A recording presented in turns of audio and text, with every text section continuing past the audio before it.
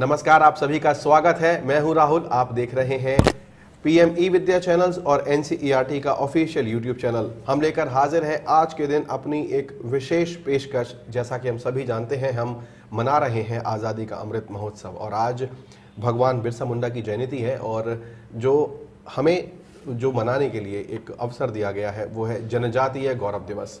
आप सभी जानते हैं कि एक जो हमारा केंद्रीय मंत्रिमंडल है उसमें ये निर्णय लिया गया है कि आज के दिन को, जो कि भगवान बिरसा मुंडा की जयंती है, उस दिन आज हम पूरे देश भर में बल्कि पूरे विश्व भर में जो है जनजातीय गौरव दिवस मनाने जा रहे हैं।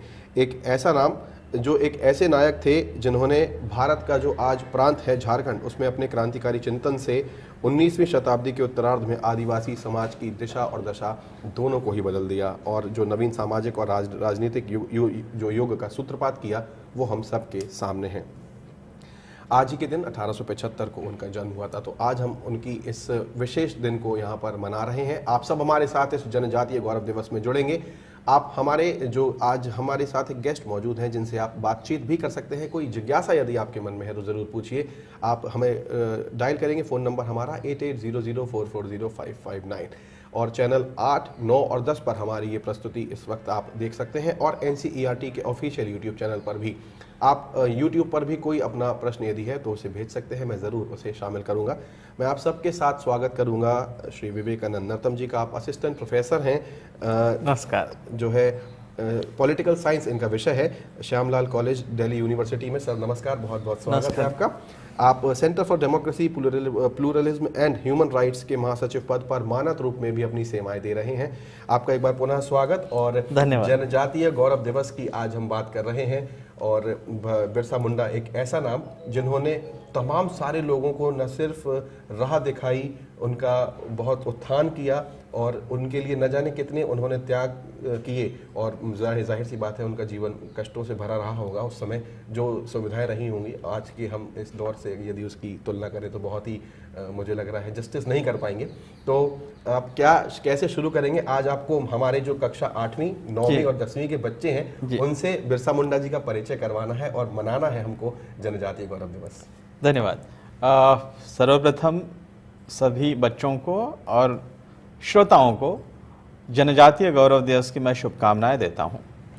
अब ये जनजातीय गौरव दिवस क्या है, इसके संदर्भ में भी थोड़ा समझने की आवश्यकता है हमें।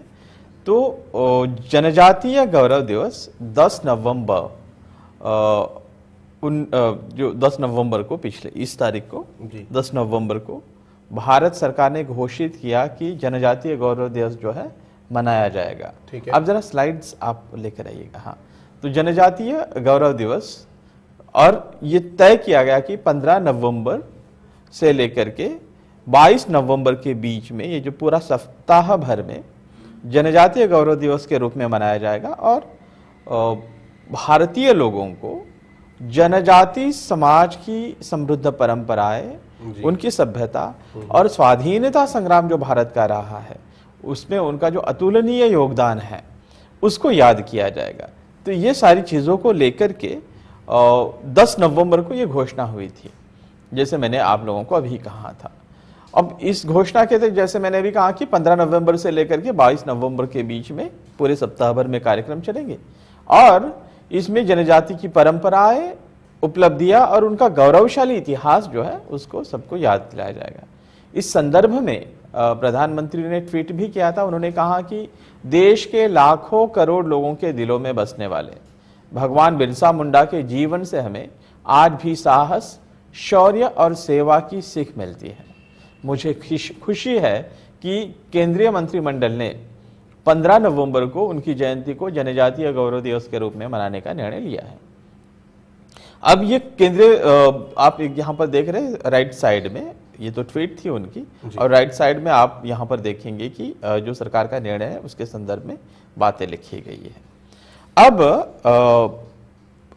मैं जो कह रहा था कि हम जनजातीय गौरव दिवस क्यों मनाना चाहते हैं जी। अक्सर होता यूँ है कि हमें नगर और ग्राम में रहने वाले हम जो नागरी समाज जो कहते हैं, नागर समुदाय, ये नागर समुदाय के लोगों को जनजातीय समुदाय के बारे में अक्सर थोड़ी कम ही जानकारी होती है। ये एक कारण है कि जिसके कारण इसके बारे में बहुत ज़्यादा इन्फॉर्मेशन हमारे पास नहीं है। 2011 की जो जनगणना थी, यहाँ पर 2001 हुआ है, वो 2011 होनी चाहिए थी। 2011 की जनगणना के अनुसार जी। भारत में कुल जो आबादी है हमारी, उसमें 8,43,26,240 इतनी जो जनसंख्या है, मतलब भारत की कुल आबादी का 8.8% जो जनसंख्या है वो जनजाति समाज की है। और इसी के साथ में अगर हम देखें, क्योंकि जनजाति समुदाय प्राइमरीली अगर हम देखते हैं प्रायः ग्रामीण इलाकों में और फिर जंगलों में, पहाड़ों में, गिरी कंदरों में बसता है, तो हम ग्रामीण जो जनसंख्या है हमारी, उसकी कुल प्रतिशत अगर हम देखें तो 10%, 10.4% जो है इंडिया की टोटल पॉपुलेशन का जनजाति समुदाय कॉन्स्टिट्यूट करता है।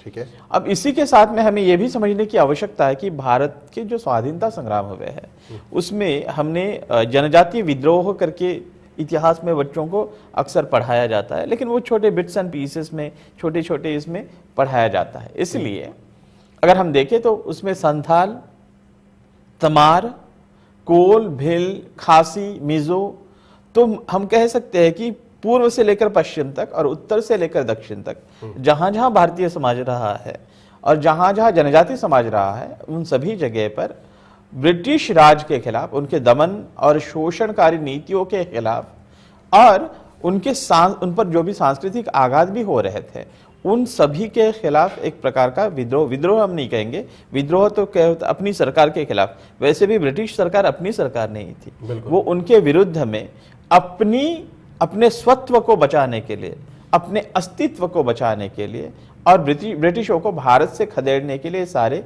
आंदोलन हुए हैं, युद्ध हुए।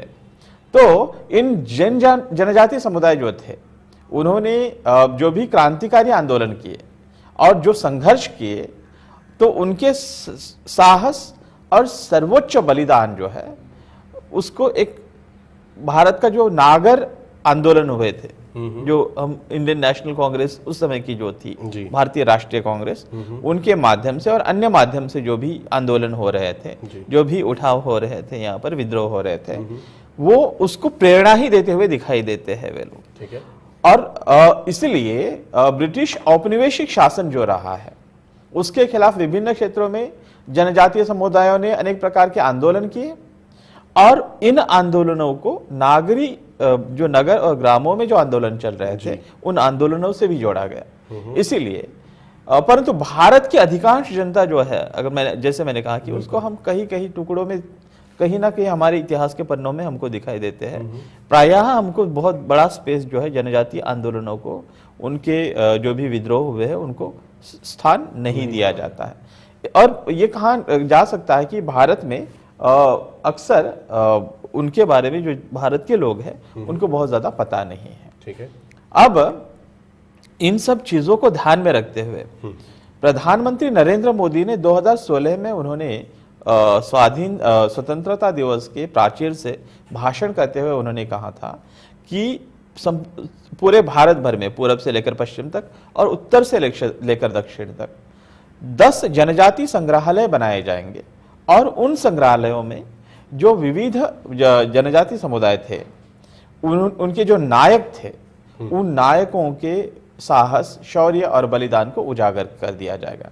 अब मैं बच्चों की जानकारी के लिए कह दूं कि ये जो कुछ इनमें से जो जनजातीय संग्रहालय है, उसमें गुजरात में राजपीपला या गरुड़ेश्वर की जो जगह है उसमें, उसी के साथ में आप रांची में झारखंड है, झारखंड में जो रांची, आंध्र प्रदेश में लंबासिंगी, उसी प्रकार से छत्तीसगढ़, रायपुर में छत्तीसगढ़ में रायपुर, केरल में कोझिकोड, मध्य प्रदेश में छिंदवाड़ा, तेलंगाना में हैदराबाद और मणिपुर सेनापति और केल्सी, मिजोरम जो है केल्सी ये जगह है।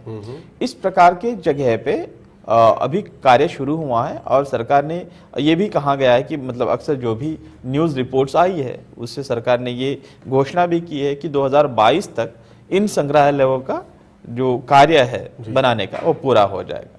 अब इन संग्रहालयों में आप उसमें जो 3D हम जो पिक्चर देखते हैं, पिक्चर या 7D या जिसको होलोग्राफिक प्रोजेक्शंस कहते हैं, तो वो उसमें वास्त जो वर्चुअल रियलिटी को या जो क्या कहते हैं ऑगमेंटेड रियलिटी जो है, इस प्रकार से जिसको हम हिंदी में कह सकते हैं कि संवर्धित वास्तविकता, इसको प्रोजेक्ट करते हुए इन संग्रहालयों में जनजातीय समाज के जो नायक रहे हैं, उनकी सभ्यता, उनकी संस्कृति, उनके जो भी युद्ध हुए हैं ब्रिटिशों के खिलाफ और भारतीय स्वाधीनता के लिए अपनी धर्म और संस्कृति की रक्षा के लिए उनको भी उजागर किया जाएगा।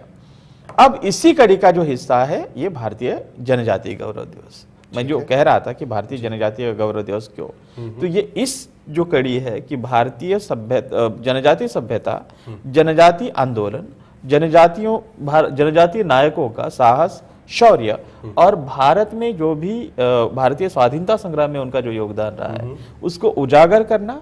जो वो जो लता मंगेशकर ने जी ने गाया वो जो गीत है, ये मेरे वतन के लोगों तुम जरा आंख में भर लो पानी, जो शहीद हुए हैं उनकी जरा याद करो कुर्बानी। तो कई सारे शहीद हैं, कितने सारे बलिदानी हैं, उनको हम ना भूल जाए, इस बात को ध्यान में रखते हुए इस दिवस को मनाने की कोशिश की।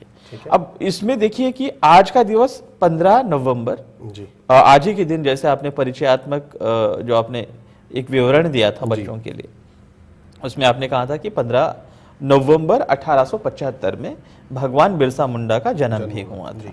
तो इस दिवस को अगर हम याद करते हैं तो इसी के साथ में सिर्फ भगवान बिरसा मुंडा तो है ही एक, हम क्या कहते हैं कि एक प्रज्वलित सितारे थे, बिल्कुल, जो ब्राइट, जो शाइनिंग स्टार हम कह सकते हैं, पर उन्हीं के साथ में ऐसे कई नायक हुए हैं। उनमें देखिए कि सिद्धो कान्हू, ये जो बंधु थे, बिल्कुल, जो संथाल उठाव को, जिन्होंने संथाल विद्रोह को जिन्होंने लीड किया था, उसको नेतृत्व प्रदान किया था, तिलका मांझी, शहीद वीर नारायण सिंह, बिरसा मुंडा जिनका आज जन्म दिवस है, श्री अल्लूरी सीताराम राजू, टंटा भिल जो मध्य प्रदेश के थे, भीमा नायक, थलक्कल चंदूकर के जो आंध्र प्रदेश के एक जनजातीय नायक थे, जो स्वाधीनता आंदोलन उन्होंने चलाया और वीर गति को भी प्राप्त हुए थे, रामजी गोंड, वीर बाबूराव शेडमाके, रानी गायदिनलू, शहीद जादोनांग, इस प्रकार के अनेक सारे जो नायक हैं, इन नायकों को भी, जैसे हमने कहा था कि 15 नवंबर से लेकर के 22 नवंबर के बीच में ये जो भी कार्यक्रम होंगे, इन सभी को याद किया जाएगा। इसीलिए हम जब भी कहते हैं कि आज का जो दिवस है, भगवान बिरसा मुंडा को हम याद करेंगे और आज से लेकर के पूरे सप्ताह भर में ये समृद्ध जो परंपरा रही है, इन सारी परंपराओं को, शौर्य को, बलिदान को भी याद किया जाएगा। इसीलिए मुझे ये जो जनजातीय गौरव दिवस है उसका औचित्य इसी संदर्भ में। बिल्कुल बिल्कुल। और उसके अलावा में अब जैसे चूंकि आपने जो भूमिका बताई, इससे एक बात तो बिल्कुल तय है कि जो उन्होंने अपने साहस की स्याही से जो शब्दावली रची है, जो कही है, जाहिर सी बात है उसका प्रभाव बहुत ही ज़्यादा है। और हम ये भी देखेंगे कि तकरीबन 100 सालों के बाद जो है वो हिस्सा बना। अक्सर हमारे जो राज्य बनते हैं वो भाषा के आधार पर या जो सांस्कृतिक आधार पर ऐसे जो विभाजन हुए समय समय पर राज्य बनते गए, तो उनका जो जीवन परिचय है उससे भी बच्चों को आप जो है परिचित कराएं, ताकि अभी तो हमें जो जनजातीय गौरव दिवस है उसके बारे में मालूम हुआ जी, जो हमारे ऐसे नायक हैं जो जनजातीय समुदायों से रहे, विभिन्न विभिन्न प्रदेशों से रहे। क्योंकि मुझे लगता है जैसा आपने कहा कि उत्तर से हम दक्षिण की बात करें, पूरब से पश्चिम की बात करें, ऐसा नहीं है कि उनका कोई एक स्पेसिफिक जगह है, वो पूरे भारत में सभी जगह पाए जाते हैं। ठीक है, उनका रहन सहन अलग होता है, लेकिन वो उनका समुदाय है जहाँ पर वो रहना पसंद करते हैं, लेकिन मुख्य धारा में वो आज है और उनका योगदान भी रहा है। हर चाहे हमने स्वाधीनता की लड़ाई लड़ी हो, तो बच्चों को मुझे लगता है उनका जो जीवन परिचय उससे भी जो है परिचित कराए तो बेहतर होगा। जरूर। ये बहुत अच्छा चर्चा है कि जिसमें बच्चे अब चूंकि आज का दिन भगवान बिरसा मुंडा, जिन्हें भगवान कहा जाता था, उनके अनुयायी भगवान कहते थे, उसी के साथ में भगवान बिरसा मुंडा को धरती के आबा भी कहा जाता था। ये जो प्रवास है, इस सारी चर्चा में हम जैसे जैसे आगे बढ़ेंगे बच्चों को उसकी जानकारी मिलती जाएगी। जब उसके पहले मैं कुछ यहाँ पर पिक्चर्स बच्चों को दिखाना चाहता हूँ। ब्रिटिशों के विरुद्ध जो भी आंदोलन हुए हैं, मैंने कहा कि संथाल, कोल, भिल, ये जो भी आंदोलन हुए थे उनमें से कुछ पिक्चर्स, अब ये रैंडम सोर्सेज से लिए गए, लेकिन यहाँ पर आप देखेंगे कि ये संथाल आंदोलनों से संबंधित ये जो पिक्चर्स है, यहाँ पर आप देखना बच्चों सब। अब ये भी देखो कि सिद्धो कान्हू, ये दोनों बंधु हैं जिनका मैंने अभी जिक्र किया था जी। अब ये संथाल आंदोलन के संदर्भ में ये यहाँ पर पिक्चर आप देख सकते हैं। ठीक है। अब ये भी जो है उसी संदर्भ में इस प्रकार के जो भी आंदोलन हुए हैं ब्रिटिशों के खिलाफ, जनजाति नायकों द्वारा और जनजाति लोगों द्वारा चलाए गए जो भी आंदोलन थे, युद्ध थे, ये युद्धों के पिक्चर हैं। अब हम भगवान बिरसा मुंडा के बारे में, जैसे मैंने अभी कहा था, उन्हें जैसे मैं अक्सर कह रहा हूं, मैंने उनके नाम के आगे अक्सर भगवान लगा रहा हूं जी। और उनके अनुयायी, मैं अपने आप को भी अनुयायी मानता, हम सभी अनुयायी हैं, क्योंकि उनका योगदान सिर्फ किसी जनजाति समुदाय का के लिए नहीं है। आज की चर्चा जो है उनके व्यक्ति से भगवान बनने तक की यात्रा को ही मुझे लगता है हम सबको बताएगी। और जैसा आपने कहा धरती आबा, यहाँ पर हमको दिखाई भी दे रहा है स्लाइड में, फादर ऑफ अर्थ उन्हें कहा जाता था। वो एक हीलर थे, इतना मैंने भी पढ़ा उनके बारे में। और जाहिर सी बात है कि जब बच्चे पढ़ना शुरू करेंगे ये सब चीजें जानेंगे। लेकिन आज का जो एक ऑथेंटिक इन्फॉर्मेशन है वो हमारी तरफ से जाना चाहिए बच्चों के लिए। NCERT की तरफ से हम ये लेकर आए हैं, जो वो संस्था जो बच्चों की शिक्षा के लिए सदैव तत्पर है। तो हम आगे बढ़ते हैं और जानते हैं बिरसा मुंडा जी के बारे में। जी, जैसे मैंने कहा था भगवान बिरसा मुंडा, धरती आबा, उनका जन्म जो है, जैसे हमने अभी भी उसकी चर्चा की थी, 15 नवंबर 1875 को उनका जन्म हुआ था। और चूंकि उनका जो जन्म हुआ था वो बृहस्पतिवार के दिन, मतलब गुरुवार के दिन, थर्सडे के दिन हुआ था। और जो मुंडा समाज में जो भी रीति रिवाज थे उनके हिसाब से उनका नाम बिरसा रखा गया था। और उनके पिता का नाम था सुगना मुंडा जी, और उनकी माताजी का नाम था कर्मी हटू या कर्मी मुंडा जी। चूंकि वो पुर्ती गोत्र के कहा कहते थे, इसलिए सुगना पुर्ती भी कहा जाता है, कर्मी पुर्ती भी कहा जाता है उनको। भगवान बिरसा के पूर्वज जो है, इसमें दो नाम महत्वपूर्ण मैं बताना चाहूंगा बच्चों को। उसमें चूटू मुंडा और नागू मुंडा, ये जो बिल्कुल पहले पुरखे थे उनके। ठीक है। और वो जो चूटिया नाम के, जो रांची के उपनगर में चूटिया नाम की एक छोटी जो कस्बा था, उसमें वो रहा करते थे। ठीक है। अब इससे भी लोग ऐसा कहा जाता है कि इन्हीं के नाम से जो चूटू मुंडा या नागू मुंडा चूटिया में रहते थे, इसीलिए वो जो झारखंड का सारा प्रदेश है जी, वो उसको हम छोटा नागपुर का पठार या फिर प्लेटो कहते थे। उसमें जो आज सबसे ज्यादा जंगल जो वन संपदा है, और इसी के साथ में खनिज संपदा जो मिनरल रिसोर्सेज हम जिसे कहते हैं, वो रिसोर्सेज भी बड़े पैमाने पर ये छोटा नागपुर के पठार पर हमको दिखाई देते हैं। तो हमने कहा कि भगवान बिरसा मुंडा के जो वंशज थे उनके संबंधित कुछ गांव जो है, उसमें खुंटी में मरहंगदा नाम का जो गांव है, उसके पास तिलमा नाम का एक गांव है।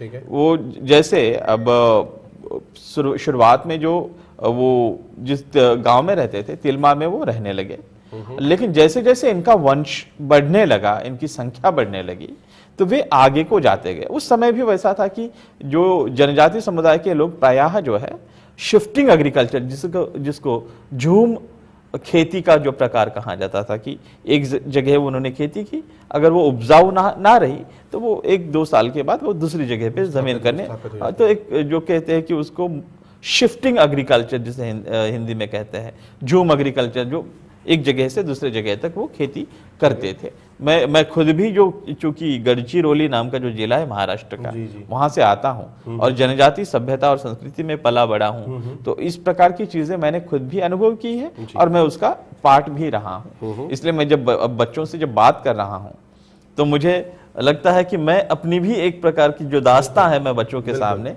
रख रहा हूँ। तो मैं जो कह रहा था कि जो उनके पूर्वज है, पुरखे है, तो उनका नाम जो है, एक तो नागू मुंडा और चूटू मुंडा, इनका नाम हमने कहा कि तिलमा गांव में वो बसे। फिर बाद में आगे चल करके जैसे जैसे उनका वंश बढ़ता गया तो वे फिर आगे को चलते गए। उसके बाद में अगर हम देखते हैं कि वो उनकी जो इन्हीं के वंशज जो है, उनका नाम है माझिया मुंडा। तो माझिया मुंडा ने आगे चल करके मांझी डी है नाम के गांव का निर्माण किया। इन्हीं के वंशज के संदर्भ में जो लोग थे, संबंधित जो लोग थे, उनमें रंका और लाका मुंडा, इन लोगों ने आगे चल करके अड़की प्रखंड के मुख्यालय से 10 किलोमीटर के पश्चिम दुर्गम और पश्चिम में एक जो दुर्गम पहाड़ी है, उस पहाड़ी के चोटी पर एक जो गांव बसाया, उस गांव का नाम है उलीहातू। जो ये गांव महत्वपूर्ण है क्योंकि यहाँ पर ही भगवान बिरसा मुंडा के जो दादाजी थे उनका वे वहां पे रहा करते थे। भगवान बिरसा मुंडा के जो पिताजी सुगना मुंडा थे, उनके पिताजी का भी जन्म यहाँ पर हुआ है और यही गांव जो है, इसी गांव में भगवान बिरसा मुंडा का भी जन्म हुआ था। तो ये ध्यान में रखने की आवश्यकता है। अब ये भगवान बिरसा मुंडा के जो पिताजी थे सुगना मुंडा, उनका जो विवाह हुआ है वो अयू बहातू नाम का जो गांव है, उसमें डीबर मुंडा की जो बेटी थे, सबसे बड़ी बेटी, उनका नाम कर्मी मुंडा, जो भगवान बिरसा मुंडा जी की माता जी भी है। तो कर्मी मुंडा जी से उनका विवाह हुआ और इनके 3 पुत्र और 2 पुत्रियां थी। इनमें भगवान बिरसा मुंडा का चौथा स्थान था। तो ये ध्यान में रखने की आवश्यकता है। उसके बाद में क्योंकि वो गरीबी के दिन थे और जो अगर प्रायः हम देखते हैं तो जो जनजाति समुदाय होता वो प्रायः गरीबी में ही दिन बिताते थे। ऐसे कहा जाता था कि उस समय उनको सपने भी जो है, मुंडा समाज के लोगों को सपने भी जो है वो 10 रुपयों के सपने आते थे, उससे बड़ा सपना आता नहीं था। तो आप सोच सकते हैं कि मतलब अगर हम सपना देखते तो आज की तारीख में अगर हम सपना देखेंगे तो करोड़ों में सपना देखेंगे, खरबों में सपना देखेंगे। तो वे कहा जाता है अक्सर उनके बारे में कि उनको सपने भी 10 रुपयों से बड़े सपने नहीं आते थे। तो उस प्रकार की एक समाज की परिस्थिति थी। तो इसलिए मजदूरों या फिर बटाईदार के रूप में या फिर रैयत जो हुआ करते थे, तो उस समय बड़े बड़े जो जमींदार हुआ करते थे उनमें काम करने वाले, खेती करने वाले जो बटाईदार या मजदूर या फिर रैयत जिन्हें कहा जाता था, इसके रूप में काम करने के लिए वे आगे बढ़ते गए। और उनका जो परिवार है, भगवान बिरसा मुंडा के पिता और माँ और उनके चाचा जो है, उनका नाम है पासना मुंडा, तो वो उलीहातू गांव को छोड़ करके फिर बाद में बिरबांकी के निकट जो एक कुटुम्दा गांव है, वे वहां पे चले गए। फिर वहां से फिर वो चलगद नाम के गांव में चले गए। इस प्रकार से आगे उनका विस्थापन परिवार का भी होता रहा है। आगे चल करके भगवान बिरसा के जन्म के बहुत दिन पहले ही उनके जो पिता है, उनके बड़े पिता जो थे, मतलब पिताजी के बड़े भाई थे, उनका नाम कानू मुंडा, तो वे उलीहातू गांव में वो ईसाई बन चुके थे। तो वो अब क्या है कि हमें यह भी समझने की आवश्यकता है कि जो ब्रिटिश ईस्ट इंडिया कंपनी 1793 से लेकर के उनका जो शासन भारत में फैलता गया, तो हम देखते हैं कि तब से लेकर के एक समय तक ब्रिटिश ईस्ट इंडिया कंपनी नहीं चाहती थी कि जो मिशनरीज है वो आए, इवेंजेलिकल मिशंस या क्रिश्चियन मिशनरीज जो है वो भारत में आए और यहाँ पर धर्म प्रचार का काम करें। लेकिन 1830 की सदी में जो चार्टर एक्ट लाया गया था, चार्टर एक्ट जिसे कहते थे, चार्टर कानून, जिसके माध्यम से ये जो इवेंजेलिकल मिशंस थी, इन मिशंस को एक प्रकार से भारत में धर्म प्रचार करने की एक प्रकार की स्वतंत्रता, स्वायत्ता दी गई। और तब से लेकर के एक बड़े मतलब एक कह सकते हैं कि बड़े पैमाने पर यहाँ पर धर्म परिवर्तन का काम इवेंजेलिकल मिशंस भी करने लगी थी। अब ये जो हम यहाँ पर देखते हैं कि भगवान बिरसा मुंडा के परिवार पर भी इसका परिणाम हमको दिखाई देता है। तो उनके जो बड़े पिताजी का नाम हमने कहा कि कानू मुंडा जो नाम था, वे उलीहातू गांव में वो ईसाई बन चुके थे और इनका नाम जो है पौलुस नाम, मसीह नाम जो था या क्रिश्चियन नाम जिसे कहते हैं, पौलुस था। इसी के साथ में अगर हम देखें तो बिरसा के जो पिता थे सुगना मुंडा और उनके छोटे भाई फसना ने भी, जो पसना थे, पसना मुंडा जो थे, उन्होंने भी ईसाई धर्म का स्वीकार कर लिया था। इसी के साथ में हमें समझने की आवश्यकता है कि भगवान बिरसा मुंडा के जो पिताजी है सिर्फ धर्म परिवर्तन ही नहीं किए, लेकिन वो क्रिश्चियन धर्म के धर्म प्रचारक भी बन गए थे। और अब चूंकि मतलब क्या कहते हैं कि स्वाभाविक है, मेरे पिताजी अगर क्रिश्चियन है या जो भी धर्म वो पालन करते हैं, मैं भी इस प्रकार से पालन करने लगूंगा, क्योंकि बचपन से भी एक संस्कार हमारे मन पर होते रहे। बिल्कुल। और अभी देखिएगा कि क्योंकि भगवान बिरसा मुंडा और उनके पिताजी भी, वो दोनों भी अभी क्रिश्चियन धर्म का पालन कर रहे हैं। तो भगवान बिरसा मुंडा जी के पिताजी का नाम जो था मसीह दास उनका नाम जो क्रिश्चियन नाम है, जी। सुगना नाम से मसीहदास इस प्रकार के नाम हुआ। और भगवान बिरसा मुंडा का नाम जो क्रिश्चियन नाम था, वो क्रिश्चियन नाम इस प्रकार से घोषित किया गया कि डेविड मुंडा पहले उनको कहा जाता था, फिर वही आगे चल करके दाऊद इस प्रकार से नाम पड़ा और उनको दाऊद मुंडा भी कहा जाने लगा। अब जो चलकत गांव की बात कर रहे हैं, क्योंकि चलकत गांव तक वे अभी आए हुए हैं और गरीबी के कारण वो उनका जो परिवार है प्रायः अभी क्रिश्चियन बनता हुआ हमको दिखाई देता है और क्रिश्चियन धर्म का पालन करता हुआ परिवर्तित होता हुआ हमको दिखाई देता है यहाँ पे। और फिर भगवान बिरसा जब तक उलगुलान की सारा जो आंदोलन नहीं चला मुंडाओं का, मुंडा समाज का ब्रिटिशों के शासन के खिलाफ, जो जैसे मैंने अक्सर कहा है सारी चर्चा में कि अपनी धर्म जो एक आर्थिक शोषण और सांस्कृतिक आघात, ये दोनों भी चीजें साइमल्टेनियसली, दोनों भी चीजें साथ में, इन चीजों को देखते हुए उलगुलान का आंदोलन, जिसकी चर्चा हम आगे करेंगे। तो चलकत गांव में ही क्या हुआ कि उनका बचपन जो है भगवान बिरसा मुंडा और उनके माता पिता के साथ उनका बचपन वहां पर बीता। अब आगे चल करके क्या हुआ कि गरीबी के कारण भगवान बिरसा अपने मामा के जो गांव है आयु बहातू कि जहां पर उनकी माताजी का, हमने कहा कि माताजी वहां की थी, तो डीबर मुंडा की जो बेटी थी, तो उनके मामा जी के पास वे रहने गए।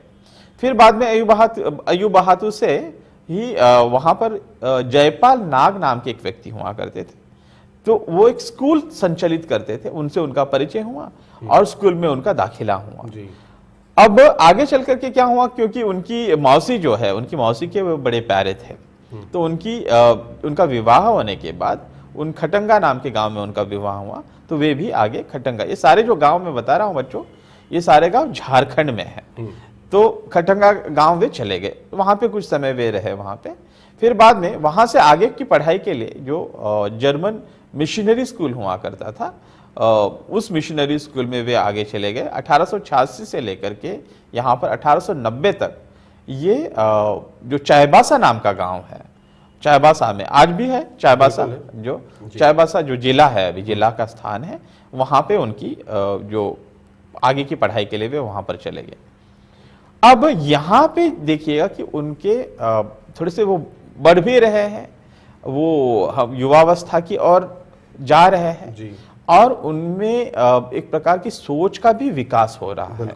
अपनी धर्म सभ्यता, अपने जो रूट्स जिसे कहते हैं, अपने मूल जो है, उसके संदर्भ में भी उनकी समझ बढ़ने लगी है।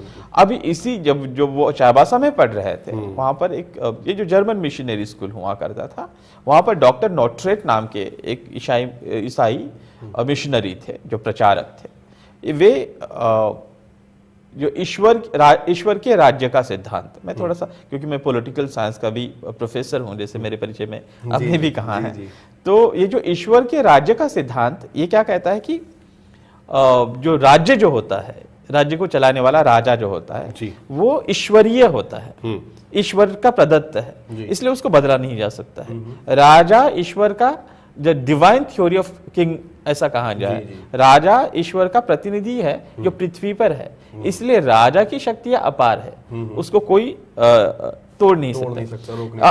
अब दूसरी बात यह है कि ये सत्ता आने के पहले ये ईश्वरीय राज्य, मतलब दूसरी कल्पना ये भी है कि क्रिश्चियन मिशनरी चर्च से संचालित राज्य, ये उससे पहले की जो कल्पना है, राजा के पहले की जो कल्पना है, कि उस कल्पना में चर्च के द्वारा या जो क्रिश्चियनिटी के द्वारा संचालित जो राज्य था, वो ईश्वरीय राज्य था, वो सबसे पहले की कल्पना है। तो ये ईश्वरीय राज्य के संदर्भ में जब डॉक्टर नोट्रेट कह रहे हैं, वो चर्च द्वारा संचालित राज्य, क्योंकि एक समय ऐसा था यूरोप में कि वहाँ की राज्य व्यवस्था पर चर्च का प्रभाव हुआ करता था। राजा और जब जो भी राजा से संबंधित जो भी लोग थे, वे द्वितीय हुआ करते थे, चर्च की सत्ता ही एक प्रकार से चलती थी। उसके बाद में हम देखते हैं कि धर्म जागरण का आंदोलन, फिर जो बौद्धिकता का आंदोलन यूरोप में आया, फिर बाद में चर्च पीछे हटता गया और फिर राजा आते गया।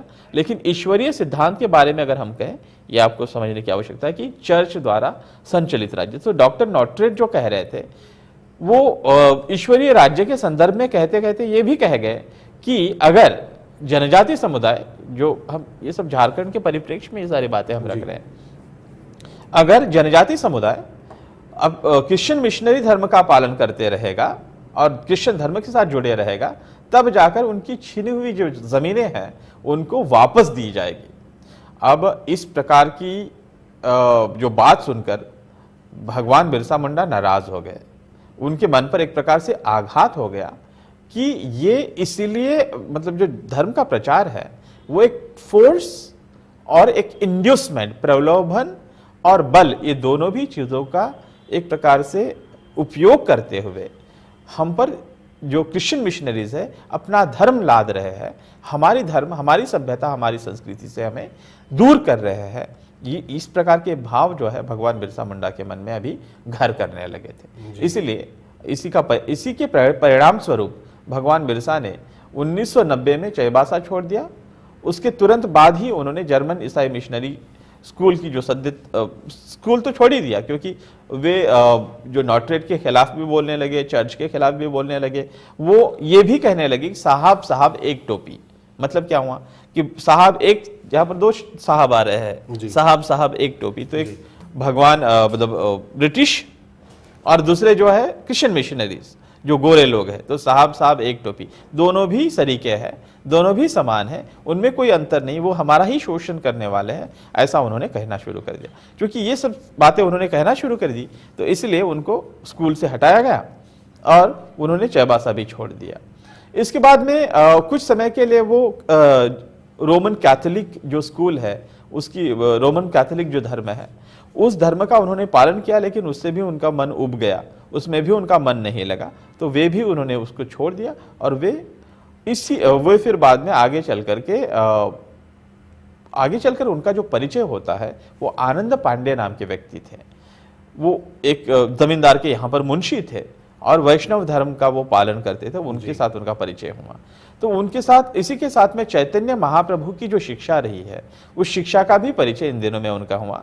उस शिक्षा के साथ उन्होंने बहुत सारी जो उस टीचिंग्स को सुना और उसका फिर बाद में उनके मन पर प्रभाव पड़ने लगा, इसीलिए उन्होंने वैष्णव धर्म का पालन करना शुरू कर दिया।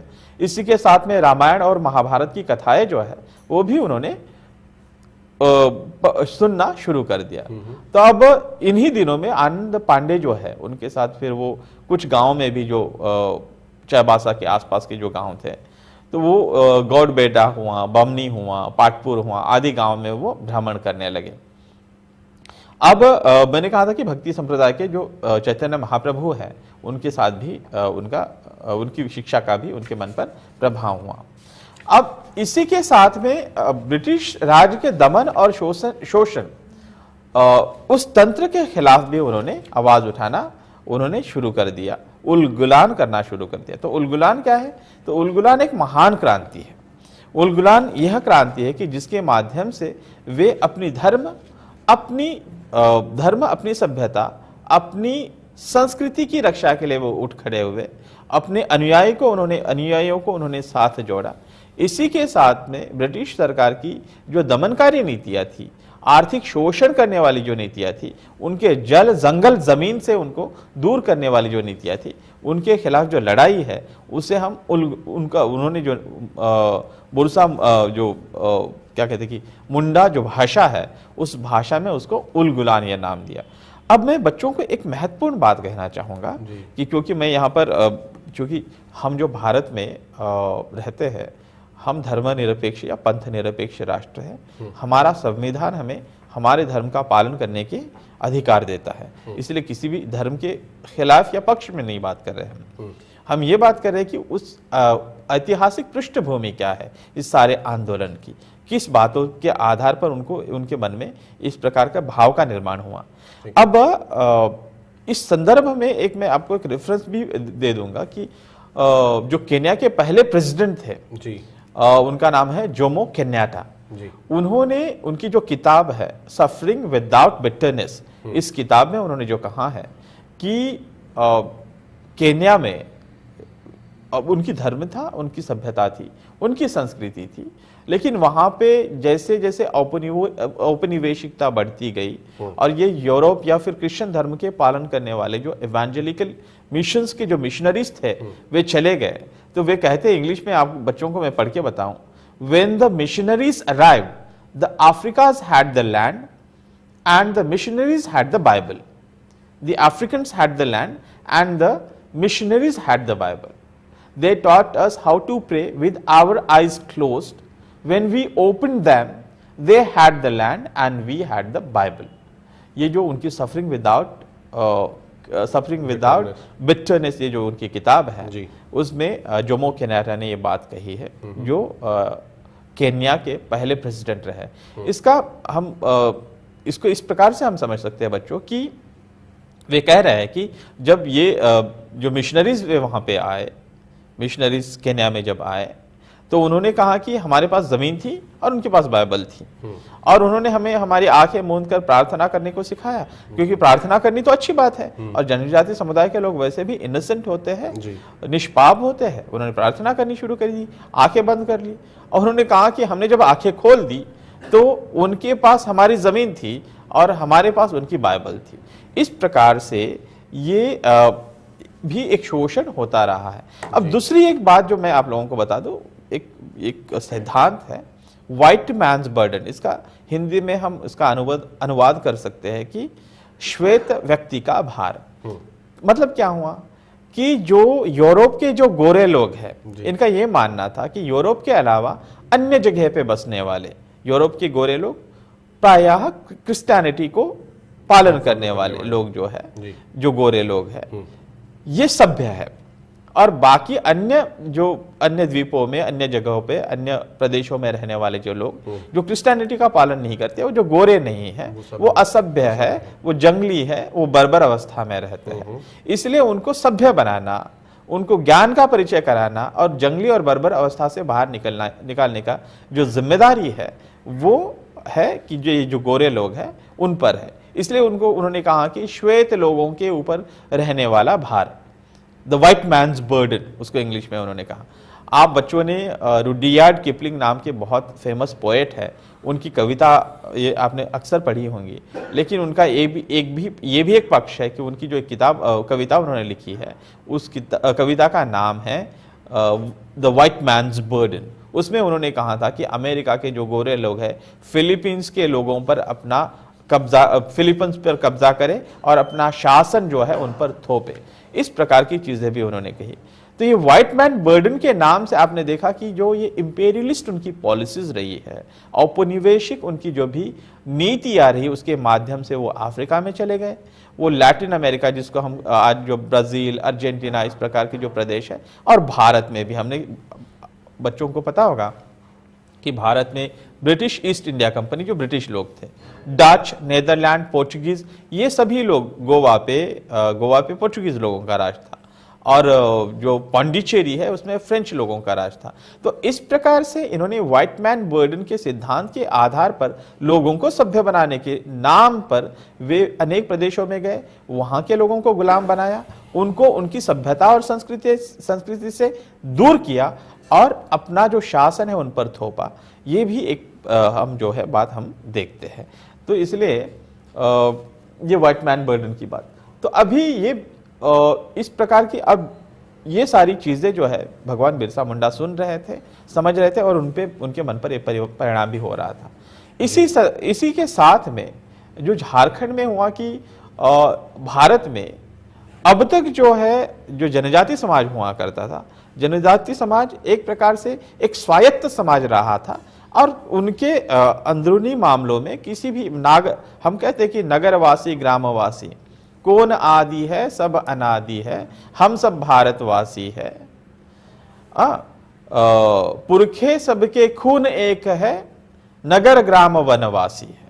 तो कम से कम वेदों तक का जो काल था, वहां से अगर हमको जो भी उपाख्यान मिलते हैं, रामायण महाभारत की जो भी उदाहरण मिलते हैं, हमारे यहाँ पर 3 सभ्यताएं, एक अरण्यक सभ्यता जो अरण्यों में, जंगलों में रहती थी, एक नागरी सभ्यता जो शहरों में, नगरों में रहती थी, और ग्राम सभ्यता, ग्रामों में जो रहने वाली सभ्यता। ये तीनों भी सभ्यताएं साथ में मिलकर चलती थी, किसी अन्य सभ्यता में अपना जबरदस्ती से दखलंदाजी नहीं देती थी, अपने विचारों का थोपने का कोशिश नहीं करती थी, और इसीलिए उनके संसाधन भी जो हुआ करते थे, आर्थिक संसाधन, उन संसाधनों पर उनका अधिकार थे। अब यहाँ पर अगर हम देखेंगे कि ब्रिटिश जब भारत में आए तो वे सिर्फ सांस्कृतिक चीजों में ही नहीं बल्कि आर्थिक चीजों पर भी वे अपना इंटरवेंशन, हस्तक्षेप वो करने लगे।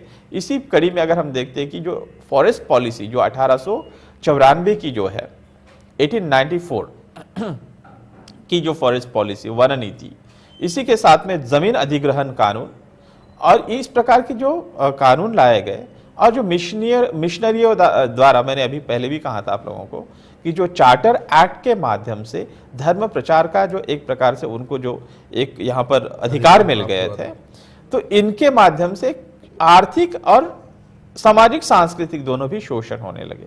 तो अब यहाँ पर एक दूसरी बात मैं आप लोगों को बता दूं, आप बच्चों ने सुना होगा कि महाश्वेता देवी महान लेखिका थी, उनको साहित्य अकादमी का पुरस्कार भी मिला, और उनकी जो किताब थी जंगल के दावेदार, मुख्य वो किताब का अनुवादित नाम है, उनका मुख्य जो नाम था अरण्येर अधिकार नाम की जो उनकी किताब थी। उस किताब में उन्होंने भगवान बिरसा मुंडा पर लिखा है। उन्होंने कहा कि भगवान बिरसा, ये इस प्रकार से जो ये सारी जो चीजें थी, ये सारी चीजों का ब्यौरा उन्होंने अपने उपन्यास जो है अरण्येर अधिकार, जिसका अनुवाद मैंने जंगल के दावेदार के रूप में बताया था आप लोगों को, तो ये सारी चीजों में उन्होंने ये सारी चीजें बताई है। इसी के साथ में फिर भगवान बिरसा मुंडा ने कहा कि इन चीजों के खिलाफ आवाज उठाना आवश्यक है, और इसीलिए आत्मगौरव, जो जनजाति समुदाय का आत्मगौरव है, उसको जागृत करने की भी आवश्यकता है। इसलिए उन्होंने बिरसाइत नाम के धर्म की भी शुरुआत की। बिरसाइत धर्म में उन्होंने कहा कि वो एकेश्वरवाद पर उन्होंने जोर दिया, ईश्वर एक है, उसको सिंह बोंगा उन्होंने कहा, उसकी ही पूजा करिए। वो ये समझ गए थे कि जो भोले भाले लोग हैं जी, वो मिशनरीज की वजह से तो परेशान हो ही रहे हैं, और जो एक तरह से अंधविश्वास था उसमें भी वो जल्दी बातों में आ जाते हैं और वो परेशान होते हैं। तो उन्हें अपनी जड़ों से ही क्यों ना जोड़ा जाए। हाँ, बिल्कुल, बिरसाइत धर्म की शुरुआत की। लोगों ने अपने आप को उससे आंतरिक रूप से जुड़ाव पाया, जिससे वो मजबूत भी हुए। और मुझे ऐसा भी हमने पढ़ा उनके बारे में कि जब वो मजबूत होने लगे तो फिर उनके खिलाफ जो है साजिशें तेज हो गई। जाहिर सी बात है कि कुछ लोग जो राज कर रहे थे वो परेशानी में आ गए थे कि ये तो हमारा राजपाट जो है खत्म करने वाले हैं। बिल्कुल। तो जैसे अभी आपने अभी ये कहा ही है कि बिरसाइत ने उन्होंने एक तो अपनी धर्म और संस्कृति, अपने आत्मगौरव को जागृत करने का उन्होंने आंदोलन छेड़ा जी। इसी के साथ में अब इसका परिणाम ये हुआ कि जो लोग क्रिश्चियनिटी में कन्वर्ट कर रहे थे, उसमें एक प्रकार से प्रतिबंध, एक प्रकार के रोक लग गई, लोग वहां पर जाना बंद कर दिए। लोगों में आत्मगौरव जागृत हुआ, इसीलिए उन पर होने वाले जो शोषण है, धार्मिक सांस्कृतिक दोनों भी शोषण से वे परिचित हो गए। इसलिए एक प्रकार से ब्रिटिश सरकार और जो भी क्रिश्चियन मिशंस काम कर रही थी, उनके खिलाफ भी एक प्रकार से आवाज उठने लगी। तो ये हुआ कि बिरसाइत, जिसका परिणाम हम देख सकते हैं। बिल्कुल। और तो, ये जो विरुद्ध, जो उन्होंने एक जो अपना उन्होंने विद्रोह किया, विरुद्ध युद्ध छेड़ा जो अंग्रेजों के खिलाफ, ब्रिटिश शासन के खिलाफ, उससे भी आप हमारे बच्चों को परिचित कराएं, क्योंकि हमारा समय जो है बहुत तेजी से भाग रहा है। जी जी जी जी। बातचीत में हमारी जो है उनके बारे में मुझे लगता है जितना कहा जाए वो कम होगा, लेकिन प्रिसाइजली यदि हम बच्चों को संक्षेप में ये बता सके, ताकि वो उनके न सिर्फ हीरोइज्म से जो है परिचित हो, बल्कि जो उन्होंने किया और उसका जो परिणाम है वो हमारे सामने है कि आज जो जनजातीय गौरव हम जब भी देखते हैं, हम जनजातीय सांस्कृतिक की जो झलक देखते हैं इस प्रकार के कार्यक्रमों में, वो हमें देखकर बेहतर लगता है। हम किसी भी कल्चरल इवेंट में जाते हैं, वहां पर हम देखते हैं कि जनजातीय कलाओं का प्रदर्शन हो रहा है। जी, जी, उन सबको न सिर्फ प्रिजर्व करना बल्कि उनका संरक्षण, संवर्धन करना, इसके लिए भी जो संस्कृति मंत्रालय की शाखाएं हैं वो काम कर रही हैं, मंत्रालय काम कर रहा है। तो सब अपना अपना काम कर रहे हैं, तभी हमारी जो एक धरोहर है वो हमारे पास संवर्धित हो रही है और सुरक्षित भी है। तो आज हम उनका आंदोलन जो उन्होंने किया उसकी और गहराई से पड़ताल करते हैं, वो जानते हैं, ताकि बच्चे जान सके कि कैसे उन्होंने परेशान किया अपने विरोधियों को और अपने लोगों को बचाया। जी जी। जैसे मैंने शुरुआत में आप लोगों को बताया था, उनका जो आंदोलन चला कि उस आंदोलन को उलगुलान कहा गया। उलगुलान ये क्या था? तो उनकी जो जमीनों पे उनकी जो खुंट कट्टी करके उनकी जो पद्धति थी, अब हुआ यूं था कि वो जमीनें पर उनके अधिकार थे। अब जैसे जैसे 1894 की जो वन नीति है जिसकी बात हम कर रहे थे, और इसी के साथ में जो वन अधिग्रहण कानून, जमीन अधिग्रहण कानून जो लाया था, और इसी के साथ में जो धार्मिक एक प्रकार से आघात हो रहे थे, अब इन सब चीजों को देखते हुए भगवान बिरसा मुंडा ने उलगुलान की शुरुआत की। और आगे चल करके जैसे हमने पिछले भी अभी मैं कह रहा था आप लोगों के बिरसाइत की शुरुआत की, अपने धर्म और आत्मगौरव को जागरूक करने का काम उन्होंने किया। और ये सब चीज़ों को देखते हुए अगर हम देखते हैं कि भगवान बिरसा मुंडा के साथी और अंग्रेजों के बीच में अंतिम जो लड़ाई हुई वो रांची में जो डुमरी पहाड़ है या डुम्बारी पहाड़ जिसे कहा जाता है, वो अंतिम युद्ध वहां पे हुआ। अब इसके पहले जो थोड़ा सा उलगुलान के बारे में मैं बता दूं कि क्योंकि उनके जमीनों से उनको दूर कर किया जा रहा था, और साथ में जो ब्रिटिश सरकार जो है वो अपना, तब वो जो भारत में 3 प्रेसिडेंसीज हुआ करती थी, एक मद्रास प्रेसिडेंसी पहली प्रेसिडेंसी, जो दूसरी प्रेसिडेंसी है वो बॉम्बे प्रेसिडेंसी, और तीसरी बंगाल प्रेसिडेंसी। और ये बंगाल प्रेसिडेंसी का झारखंड जो है, छोटा नागपुर पठार जो है, वो उसका हिस्सा हुआ करता था। तो उनके ये जो मैंने जो कानून बताया, वन नीति 1894 की, भूमि अधिग्रहण कानून, इन कानूनों के माध्यम से उस जमीनों पर ब्रिटिशों ने अपना कब्जा बनाया, और कब्जा बनाने के बाद जनजातियों को उनके पारंपरिक अधिकारों से वंचित कर दिया। अब ये सबसे बड़ा एक कारण था कि जो 1897 से लेकर के 1900 के बीच में जो भी सतत लड़ाइयाँ हुई है बीच ब्रिटिश सरकार और मुंडाओं के बीच में, जिसको मुंडा विद्रोह भी कहा जाता है इतिहास में, इनमें जो भी लड़ाइयाँ हुई है, इन लड़ाइयों को हम देखते हैं। तो इसमें उन्होंने अपने सारे अनुयायियों को साथ में जोड़ा, और ब्रिटिशों के जो भी पुलिस स्टेशन थे, ब्रिटिश सरकार के जो भी पुलिस स्टेशन थे, जो भी इवेंजेलिकल मिशंस थी, उन मिशंस पर भी उन्होंने धावा बोल दिया। और इसी कड़ी में जो अंतिम लड़ाई हुई है वो 1900 में जो है लड़ाई हुई है, 25 जनवरी 1900 में, जो डुमरी पहाड़ है उसमें लड़ाई हुई। ये जो स्टेट्समैन नाम का जो अखबार है उसने कहा है कि 400 लोगों को इस लड़ाई में मारा गया।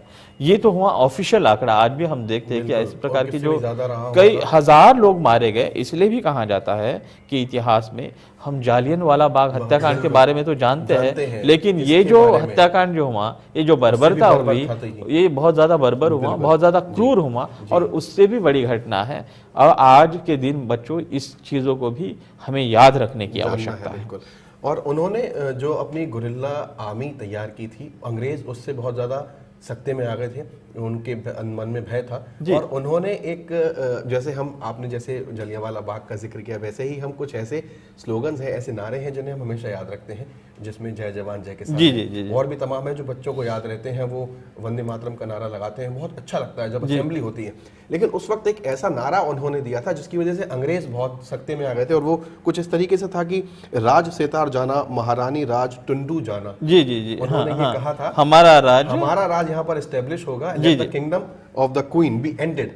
तो वो उन्होंने बताया कि आप हमारे ऊपर राज कर रहे हैं, लेट अस बी फ्री। तो वो एक जो उन्होंने भावना भर दी थी, अंग्रेज वाकई में उससे डरने लगे थे। अंग्रेज तो डरने लगे ही थे, क्योंकि उसके पहले 1857 में 1857 की एक म्यूटिनी हुई थी। और जो मैंने कहा कि कोल, तमार, भील, कोल, इस प्रकार के जो जनजाति प्रदेश थे वहां पर भी एक प्रकार से उठाव हो रहे थे, आंदोलन हो रहे थे, विद्रोह हो रहे थे।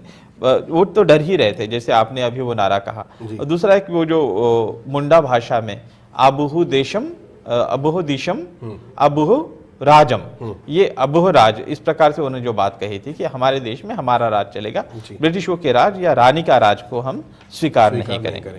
तो ये मैंने कहा कि वो पुलिस स्टेशंस जो इवेंजेलिकल मिशंस थी, क्योंकि उन्होंने ये भी कहना शुरू कर दिया था ना कि साहब एक टोपी, ये दोनों भी सरीके हैं, ब्रिटिश और इवेंजेलिकल मिशंस में काम करने वाले ये दोनों भी लोग हैं, वो सरीके हैं। इसीलिए तो इनकी और अब हुमायूं की 3 फरवरी 1900 में भगवान बिरसा मुंडा को इस डुमरी पहाड़ में, क्योंकि इस विद्रोह को तो ब्रिटिशों ने दबा दिया, दबाना ही था और दबाने के बाद हुमायूं की कई सारे लोगों को मार दिया गया। कई सारे जो भगवान बिरसा मुंडा के जो साथी थे उनको अरेस्ट किया गया और उनको जेल में रखा गया। कुछ लोगों को तो मृत्युदंड दिया गया। अब भगवान बिरसा मुंडा की इस जो रांची की जो सेंट्रल जेल में थे, तब उनको 9 जून 1900 में उनकी मृत्यु हुई। अब ये कहा जाता है कि उनको हैजा हुआ था जिसके कारण उनकी मृत्यु हुई, लेकिन कई प्रमाण है और लोगों का ये भी कहना है कि उनको हैजा नहीं हुआ था, उनको स्लो पॉइजनिंग की गई थी, पॉइजन देते करते, क्योंकि यहाँ से अगर छूट जाएंगे तो और अपने अनुयायियों को साथ में जोड़ते हुए और आंदोलन छेड़ेंगे और विद्रोह करेंगे, बढ़ता जाएगा। तो इसीलिए उनको स्लो पॉइजनिंग करते हुए मार भी दिया गया कहते हैं, क्योंकि जिस दिन उनकी मृत्यु हुई थी उस सुबह उनको खून की उल्टियां हुई थी। तो ये भी जो है बात है। जी जी बिल्कुल। तो देखिए कितना त्याग हमें जो है देखने के लिए मिलता है अपने इतिहास में, जिसकी वजह से हमें आज़ादी मिली है, वो वाकई में आसान नहीं है और उसकी कल्पना करना भी मुझे लगता है हमारे लिए सहज नहीं होगा। और जो विरासत में चीज़ मिली है उसको संभाल कर रखना, उसको सहेज कर रखना, उसको न सिर्फ मुझे लगता है अखंड बनाए रखना, संप्रभु बनाए रखना और उसकी रक्षा करने के साथ साथ उसको समृद्ध बनाना भी हमारी जिम्मेदारी है। अंतिम 10 मिनट बात का समय है जी। नहीं, अभी आप ही के पास आ रहा हूँ मैं, क्योंकि अभी उनकी जो विरासत है हम आज उस विरासत में जी रहे हैं, उसको भी कैसे संभाला जा रहा है, कैसे आगे बढ़ाया जा रहा है, ये भी मैं आपसे जानना चाहूंगा। अब भगवान बिरसा मुंडा का अब एक बात मैं कहना भूल गया था, जो महाश्वेता देवी जी ने उनकी जो अरण्यर अधिकारी, जिसका जंगल के दावेदार नाम की जो किताब लिखी है, वो जब उन्होंने एक वो प्रसंग का जो उपन्यास लिखा है उसमें प्रसंग का वर्णन किया है कि भगवान बिरसा मुंडा को जब गिरफ्तार किया गया और उनको लेकर वो जब ब्रिटिश अधिकारी जेल की ओर जा रहे थे, तो उनके जितने भी अनुयायी है, महिला, बच्चे, पुरुष, बूढ़े, सभी लोग छाती पीट रहे थे, रो रहे थे, कह रहे थे कि ये जो जिसने भी ये इन्फॉर्मेशन बताई है भगवान बिरसा मुंडा को, उनके रहने की जगह के संदर्भ में ब्रिटिशों को ये जो भी जानकारी दी है, जिसकी वजह से उनकी गिरफ्तारी हुई है, उस व्यक्ति वो जिंदा नहीं रह पाएगा। अगले माघ महीने के पहले उसको मृत्यु आ जाएगी, उसकी किसी भी चीज में सफलता नहीं मिलेगी, और अगर वो जाल बिछाएगा पंछियों को पकड़ने के लिए तो वो जाल में पंछी फंसेगा ही नहीं। इस प्रकार के अनेक सारे जो बद्दुआएं जिसे कहते हैं वो उस व्यक्ति को दे रहे थे। पर इस पर भी भगवान बिरसा मुंडा कह रहे थे कि उसको दोष देने का मत दीजिएगा, ये तो मेरा ही दोष है, क्योंकि क्योंकि उनको पकड़ने के लिए 500 रुपयों का इनाम रखा गया था। और मैंने आपको कहा है कि मुंडाओं को 10 रुपयों से ज्यादा सपने नहीं आते थे, तो 500 रुपया कितनी बड़ी रकम थी, आप सोच सकते हैं। तो उन्होंने कहा कि मुझे ही सचेत रहना चाहिए था, जब मुझे पता था कि इतनी बड़ी रकम जो है मेरे ऊपर इनाम करके रखी गई है, मुझे अपने आप को बचाए रखना चाहिए था। तो यहाँ पर दो चीजें हमको प्रतीत होती है, तो उनके अनुयायियों का उनके प्रति प्यार, सम्मान, और इनका भी उनके प्रति एक लगाव, सम्मान अपने अनुयायियों के प्रति। तो ये दोनों भी चीज़ें महाश्वेता देवी की किताब जो है उसमें हमको सुनने को मिलती हैं। आप जब भी बड़े हो जाएंगे, आपको जब भी पढ़ने को मिलेगा ज़रूर पढ़िएगा। अब जो विरासत के बारे में हम कहते हैं, तो सबसे पहले बात बेटा आप बच्चों ध्यान में रखना है कि 15 नवंबर 2000 को बिहार पुनर्गठन अधिनियम नाम का कानून जो केंद्र सरकार ने लाया, उसके माध्यम से झारखंड राज्य जो बिहार से टूट करके एक नए राज्य झारखंड राज्य का निर्माण किया गया, और 15 नवंबर को ही किया गया क्योंकि भगवान बिरसा मुंडा का जन्मतिथि जो है, जन्म दिवस उस दिन आता है। दूसरी बात, ये जो आंदोलन हुआ था, मैंने कहा कि 1900 में जो 1900 में आंदोलन हुआ था, डुमरी पहाड़ की जो अंतिम लड़ाई हुई थी, उस विद्रोह को तो ब्रिटिशों ने दबा दिया था, उसको कुचल दिया था, लेकिन उसके परिणाम हुए 1908 में ब्रिटिशों को ये पता चल गया कि ये आंदोलन इस प्रकार से होते रहेंगे, और इसीलिए उनकी जो जंगल जमीन है, इनकी रक्षा, इनके अधिकार उन्हीं को, जनजातियों को, जनजाति समाज के लोगों को देने चाहिए। इस बात को लेकर के उन्होंने छोटा नागपुर टेनेंसी एक्ट जो है वो एक्ट लाई थी। इस एक्ट के माध्यम से जनजातियों को उनके जमीन के जंगल और जमीन के अधिकार दिए गए थे। अब अभी वास्तविक वर्तमान परिस्थितियों के बारे में अगर हम कहें जी, क्योंकि ब्रिटिशों का हमको स्वतंत्रता तो मिली 1947 में, वो स्वतंत्रता मिलने के बावजूद भी हमने एक लंबे अरसे तक ये भारत का जो मैंने कहा कि 8.2% जो भारत में जनजाति समाज की एक जनसंख्या रहती है। और मैं अक्सर ये कहता हूँ कि मतलब वो जो एस्टिमेट्स भी है कि अगर इस जनसंख्या को साथ में जोड़ते हुए अलग राष्ट्र अगर बनाया जाए तो विश्व की 13वीं बड़ा राष्ट्र बनेगा, 13वां बड़ा, the 13th largest country in the world. तो इतनी बड़ी जनसंख्या को हम नजरअंदाज नहीं कर सकते हैं। लेकिन स्वतंत्रता मिलने के बाद भी हमारी नीतियों में कहीं ना कहीं नीतियां तो बनाई गई, लेकिन उसको सही ढंग से इम्प्लीमेंटेशन नहीं किया गया था। इन्हीं चीजों को एड्रेस करने के लिए 1996 में एक PESA act, panchayat extension to the scheduled areas act, जो पंचायत उपबंध अधिनियम जिसे कहा जाता है, कि जो 73वीं जो संविधान संशोधन हुआ था, कॉन्स्टिट्यूशनल अमेंडमेंट, उसके माध्यम से भारत में पंचायती राज सिस्टम लाई गई थी। और 1996 में इसी पंचायती राज सिस्टम को एक्सटेंड करते हुए जो शेड्यूल एरियाज है उसको एक्सटेंड किया गया था, इसलिए उस एक्ट का नाम भी panchayat extension to the schedule areas act. और 2006 का वनाधिकार कानून, इस प्रकार के कानूनों के माध्यम से उनके जंगल जमीन और उनकी जो भूमि है उस भूमि पर स्वामित्व उन्हीं को मिले, इस दिशा में पहलकदमी सरकारें कर रही है। ये सतत चलने वाली प्रक्रिया है, आज भी करती है। छोटे मोटे रूप में मैं भी इन सब चीज़ों से जुड़ा हुआ हूँ, और मुझे इसलिए भी आज मुझे लगता है कि राहुल जी ने यहाँ पर बुलाया और आपसे संवाद करने का एक मौका भी दिया, अवसर दिया। ये मौके देखिए हमको मिल रहे हैं, ये हम सब गौरवान्वित महसूस करते हैं इन वजह से। और एनसीईआरटी एक ऐसी संस्था है जो इस प्रकार के मौके कभी भी नहीं छोड़ती है। मुझे लगता है हम ऐसा हर मौके पर, बच्चों के लिए खासकर जब हमें कंटेंट तैयार करते हैं तो हम ये सोचते हैं कि उनके लिए जो जानना बेहतर जरूरी है वो उन तक पहुंचाया जाए। और आज ऐसे दिन पर आपने अपना समय निकाला, उसके लिए बहुत बहुत शुक्रिया, बहुत आभार। और आपने हमें जो है बिरसा मुंडा जी से परिचय करवाया, जो एक व्यक्ति थे लेकिन आज भगवान कहे जाते हैं, और व्यक्ति से भगवान बनने तक की कहानी उनकी आसान नहीं रही। महज 25 वर्षों के जीवन में उन्होंने जो किया वो वाकई काबिल तारीफ है। और ये सोचें यदि हम कि सिर्फ 1875 से लेकर 90 तक, इन 15 वर्षों में, जब आज हम देखते हैं कि बहुत सारी चीज़ें आसान होती हैं, सब कुछ मिल जाता है, वहाँ पर क्या रहा होगा उनके आसपास, और उनकी समझबूझ किस तरीके से विकसित हुई होगी जब उन्होंने इन सब मुश्किलों को न सिर्फ आजमाया बल्कि पहचान लिया, ताकि अगले 10 वर्षों में उन्होंने, कहते हैं कि अंग्रेजों को नाको चने चबवा दिए होंगे, तब उन्हें जो है इस तरीके से उम्र की 25 साल में उनकी मृत्यु हुई थी। मतलब अब तो हम 25 साल में अपने आप को बच्चे ही समझते हैं। बिल्कुल, और अभी यहाँ होता भी यही है। वी आर वेरी ब्लेस्ड कि हम ऐसे हमारा जीवन है, लेकिन उस समय कितनी मुश्किलें रही होंगी, वाकई में उनको याद करना हमारे लिए हमारा दायित्व है। और उनसे हमें जो सीख मिलती है, उन्होंने हमसे क्या कहा कि राज सितार जाना महारानी राज टुंडू जाना, यानी ये वहाँ की मुझे लगता है एक लोकल भाषा होगी जिसको हम लोकल मुंडा भाषा है, मुंडा भाषा है ये। तो भारत की जो विविधता है वो इसी में समाहित है, जिसमें ढेर सारी संस्कृति है, ढेर सारी भाषाएं हैं, और ढेर सारा अच्छा पहनावा है और खान पान है हमारा। मुझे लगता है कि और यदि हम इसे अपने आत्मनिर्भर भारत के सपने से जोड़कर देखें तो वो भी गलत नहीं होगा कि हम किसी भी देश पर कहीं भी आज जो है निर्भर नहीं है।